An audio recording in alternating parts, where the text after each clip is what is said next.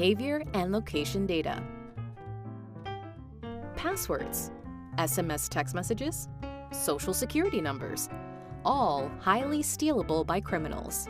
What's far less stealable? Behavioral data, how a consumer interacts with their devices, such as how they touch the keypad, when they log in, what screens they access, or even how they hold their mobile phone.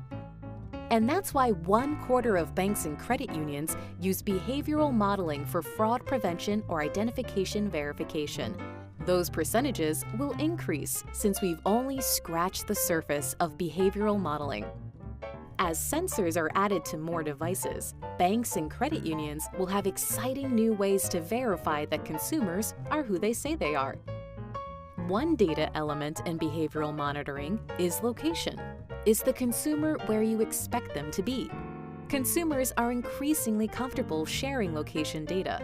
In fact, many of their favorite apps depend on location data. To get the most accurate location, we triangulate IP geolocation with additional sources such as cell phone towers and Wi-Fi. We then check that location against offline consumer data. Is the transaction taking place thousands of miles from the consumer's home address? Could be a good reason to flag for additional verification. Learning consumer behavior is faster than it's ever been. Machine learning is getting better and better, and complementing behavioral data with data from external sources speeds up the learning process. You can start incorporating behavioral data quickly, even from consumers who are not as active on their devices.